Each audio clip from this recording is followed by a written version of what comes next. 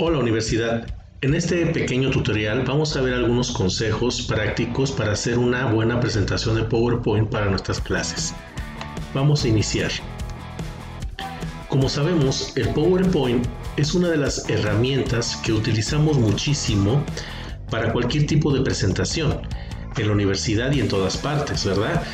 Bueno, pero primero tenemos que saber qué es el PowerPoint. Es una definición sencillita, un concepto sencillo. Es un programa de presentación, claro, ya todo el mundo lo sabe.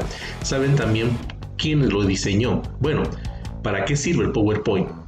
Es un programa diseñado para hacer presentaciones con texto esquematizado, presentaciones en diapositivas, animaciones de texto e imágenes prediseñadas o importadas desde imágenes de la computadora. Es un programa realizado para manejarlo en un software.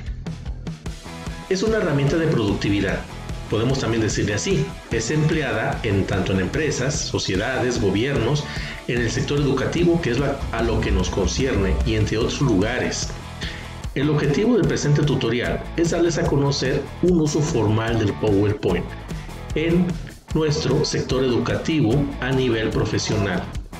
Se van a dar consejos de presentación con la formalidad del nivel universitario. La portada. La portada en todo trabajo es fundamental, es importante, es nuestra carta de presentación, es la primera impresión que vamos a dar para entregar un trabajo a cualquier persona en cualquier lugar. Pero hablando de nosotros en la universidad, es exactamente también lo mismo, ¿sí? Es donde se van a dar las primeras opiniones y prejuicios sobre el trabajo a presentar, incluso de las personas que lo presentan. Habla de nosotros, no solamente del trabajo, sino habla de nosotros. Cualquier trabajo a entregar y a presentar en la universidad, esta portada tiene que ser con estricta formalidad, calidad y total seriedad. Aquí hay unos elementos importantes que probablemente ya sabían, pero no se ven en realidad cuando revisamos trabajos de alumnos o alumnas. Una de las cosas importantes es esto, precisamente la portada. Cómo colocan los títulos, los subtítulos, su nombre. Lo hacen algunas veces de una manera aleatoria, como quieren, como les guste, y eso no debe ser así. Tiene una formalidad. Vamos a ver cada elemento. Es algo sencillo. Primeramente el membrete, es decir, la institución. Estamos hablando de universidad, vamos a ponerle entonces la universidad de donde estamos al principio, ¿no? Y también, aparte del nombre de nuestra institución o de la universidad, los organismos subordinados tienen que ir alineados en el centro superior, la letra de tamaño de mayor a menor, como una escalera, como una pirámide invertida. Vamos a ver el ejemplo. Claro, este es un ejemplo que quise inventar, hacerlo un poco gracioso, pero nos va a ayudar mucho. Al centro, la portada aquí está, al centro, en la parte superior, de manera escalonada, se va a poner primero el organismo principal, en este caso la universidad.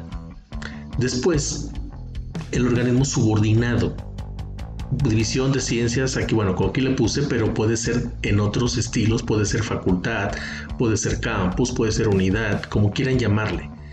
Y luego ya la licenciatura, si es licenciatura, pero puede ser maestría, doctorado, curso, diplomado, todo eso. Pero si se fijan, nos está diciendo la jerarquía de mayor a menor. Este es un modelo que se debe hacer. Es sugerible que las letras, como les digo, vayan centradas en medio de mayor a menor. En medio va el título, vamos a regresarnos a las indicaciones. Debe ir centrado, de preferencia en mayúsculas.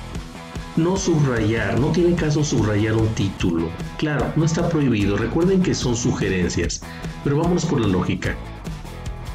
¿Para qué subrayar el título? Si está centrado, se entiende que es el título.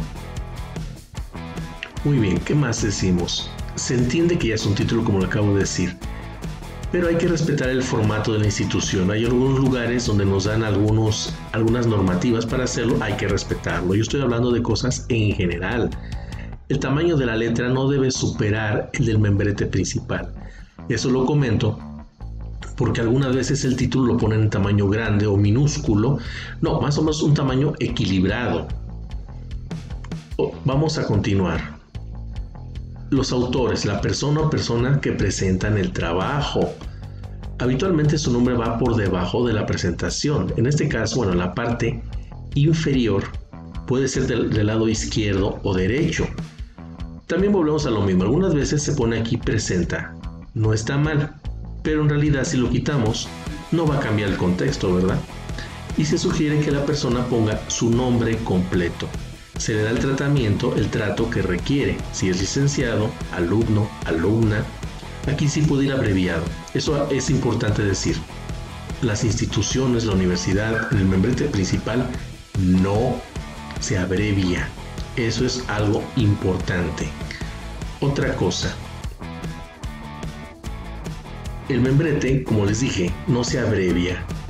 Una cosa importante de ortografía. Las mayúsculas se acentúan. Unas cosas que repitamos, no subrayar nada de preferencia. Estamos hablando de la portada, mucho ojo. El tipo de letra. Hay muchos tipos de letra, eso siempre va a ser un pleito.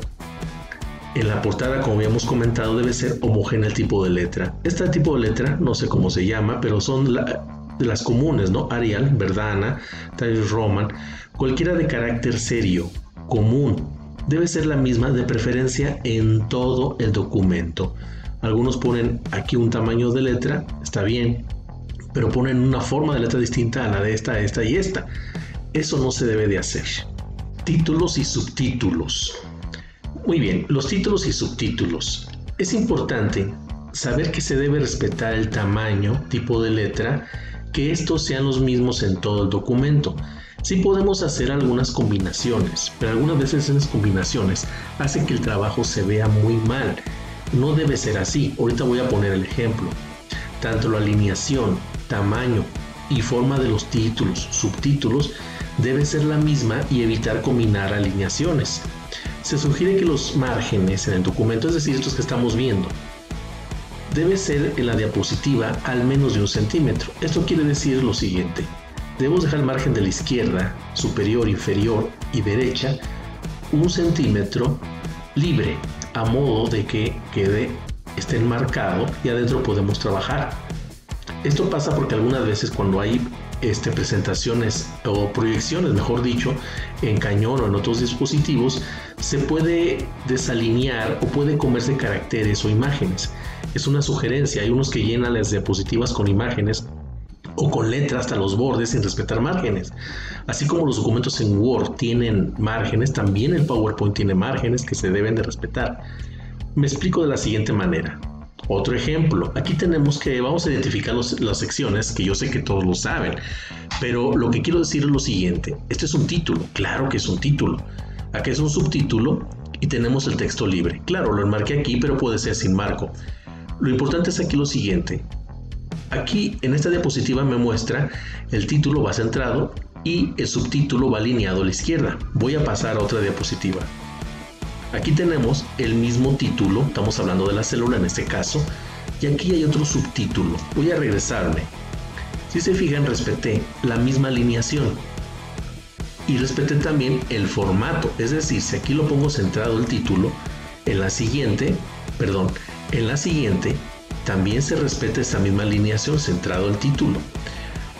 Y el subtítulo también queda igual, aquí está arriba, aquí está arriba. Esta homogeneidad debe estar en todo el documento. Algunas veces ponen el título, en las siguientes diapositivas lo quitan, está bien, se puede quitar, no quiere decir que vayan en todas. Pero es de preferencia dejarlo para saber de qué tema estamos hablando en ese momento. Si yo aquí lo hubiera quitado en la siguiente diapositiva, aquí empezamos. Definición, la célula es eso, aquí está el texto libre. En la siguiente ya no hay título, claro que se entiende que es de la célula, pero lo correcto es presentarlo, ser esquemático siempre. Bueno, respetemos los títulos y los subtítulos. Hay algunas personas que estos los ponen como quieren, aquí al centro, acá, y en otra diapositiva ya pierden la alineación, pierden el lugar y se van de un lado a otro. Eso es lo que quería decir de los subtítulos. El texto libre, aquí es donde vamos a empezar con mucho más dificultades. ¿Por qué? Es uno de los aspectos más difíciles de la presentación. Vamos a ver algunas puntuaciones importantísimas. Esto sí, es un dolor de cabeza. La ortografía en cualquier trabajo debe ser intachable. Tener una excelente ortografía, gramática, semántica, debe ser excelente. Aquí no hay motivo para no hacerlo. Ahora tenemos ya la facultad de que en nuestra propia computadora, en el teléfono, en cualquier parte hay corrector de texto y no sé por qué sigue habiendo estos problemas terribles de ortografía. También hay que respetar las reglas gramaticales, por supuesto. Eso se respeta siempre. Hay que tener una excelente redacción y con estas variables que acabo de citar es una pesadilla para todos los alumnos y alumnas. Siempre hay problemas de ortografía, piensan que aquí se va a dispensar que lo escriban de una manera u otra, que tienen total libertad de equivocarse y eso es incorrecto, y menos en estos niveles donde estamos. Pero aparte de las recomendaciones universales de respetar la ortografía, hablando nuevamente, enfatizando a PowerPoint, se sugiere la letra, el tamaño de la letra, mejor dicho, no debe ser menor a 18. Es decir, en una presentación se va a proyectar, ¿verdad? Vamos a verla. Es una herramienta para visualizar contenido, texto, imágenes, muchas cosas. Habitualmente las llenan de texto. Muchísimos renglones, muchísimas letras y de por sí chiquitas no nos sirven. Si no las se van a leer, no sirve para nada la diapositiva. Tengan eso en cuenta. El tamaño de la letra entonces debe de ser un tamaño que se pueda ver hasta la parte final del lugar donde estemos exponiendo. Entonces se sugiere que no sea menor a 18. Evitar también, esto va de la mano con esto, evitar el uso excesivo de renglones, de líneas. Hay unos que ponen todo el texto así nada más. ¿Quién va a leer todo eso? Nadie lo lee. Por favor, seamos sinceros, si de por sí. Esto quiere decir que no debemos de abusar o de cargar mucho la diapositiva de tantos renglones.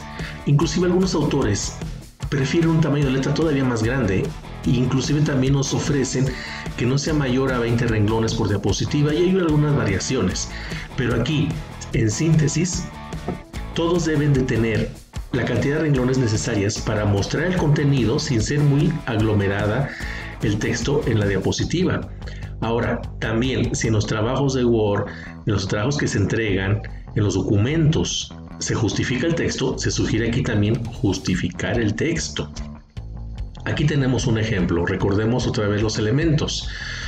Primeramente, el título y un subtítulo, se decidió ponerlo así.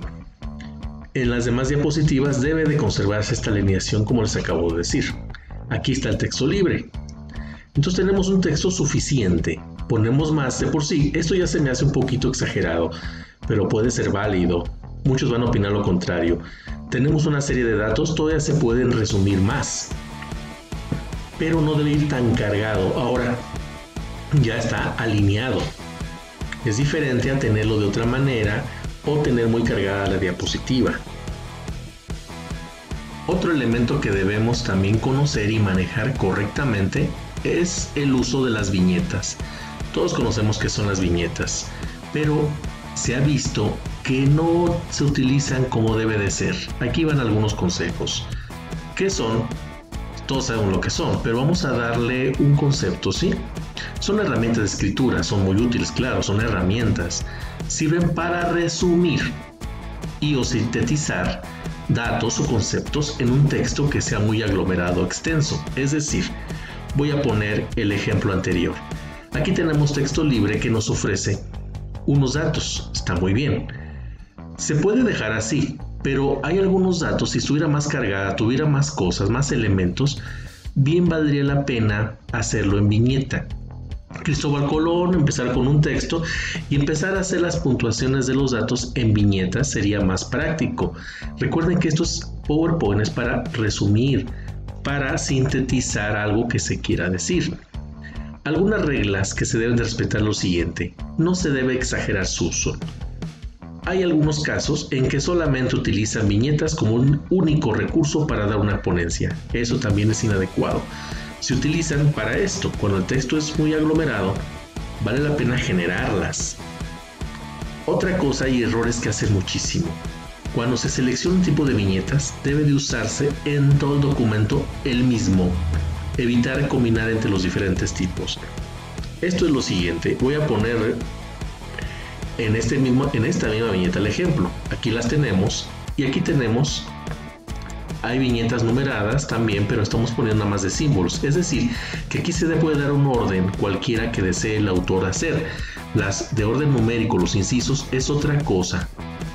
pero después lo veremos. Pero hablando de estas, quiero decir con este punto, aquí tenemos varios formatos.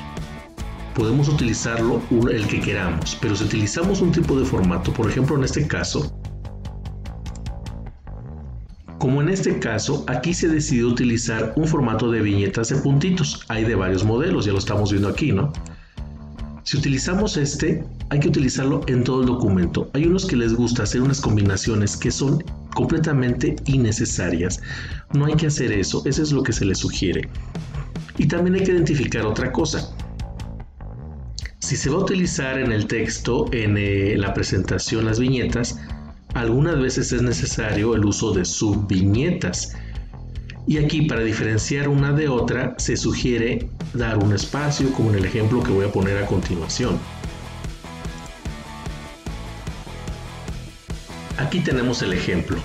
Aquí tenemos texto libre, alineado, y aquí se requiere, en esta clasificación que nos presenta el autor, utilizo viñetas. Aquí está la viñeta, digamos, que inicia un coco, bueno, lo que haya sido, y aquí están las subviñetas. Claro, se entiende las subviñetas que son subordinados a la principal, que no es de la misma categoría, bueno, es de la misma categoría, pero no es una serie de lista, sino que aquí se subordinan al concepto principal.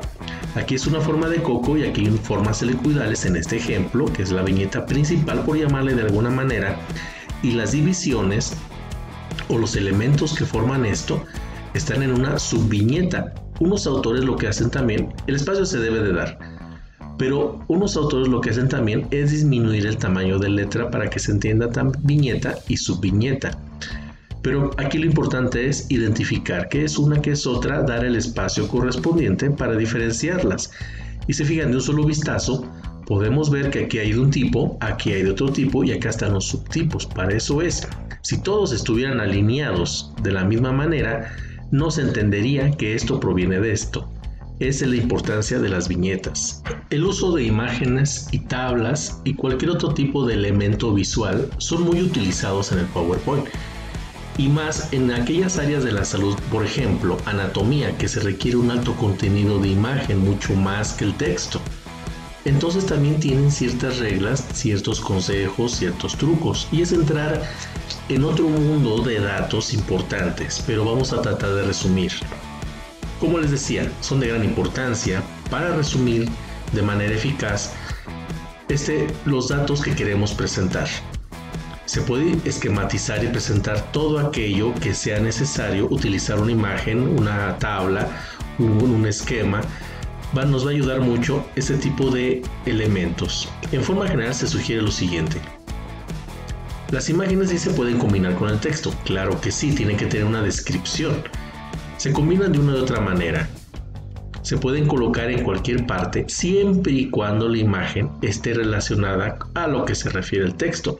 Algunas veces ponen texto y ponen imágenes que no tienen nada que ver una con otra. O ponen al revés. Ponen la imagen y tienen un texto que no tiene nada que ver o que va en otro tipo de imagen. O no tiene caso sencillamente. La combinación de texto e imagen son para reforzar el conocimiento de una con otra. Los cuadros, tablas, esquemas, gráficos y toda la denominación que quieran ponerle, su finalidad es mostrar datos resumidos, igual que en un vistazo podamos nosotros analizar, ver, darnos cuenta de la información que quiere darnos el que está exponiendo, que sea más fácil visualizarla. Entonces debe ser de un tamaño adecuado, que como dije, que se puedan visualizar todos sus elementos. Esto es importante. Cualquier tipo de elemento visual que se utilice, si está bien hecho, se explica por sí solo y no requiere mucho texto. Un ejemplo, también hay normas especiales para presentar, pero aquí voy a decir las cosas generales. Aquí tenemos un gráfico, el famoso gráfico de barras, ¿verdad? Entonces, suficientemente grande, puede ser más chico, pero a final de cuentas, que tenga datos sencillos que se puedan visualizar rápido. Siempre, esos también deben de considerar. Siempre debe ir titulado la imagen, texto, cuadro. Siempre debe de ir el título. Jamás se les olvide eso. Aquí tenemos una tabla. De hecho, de esta tabla salió el gráfico.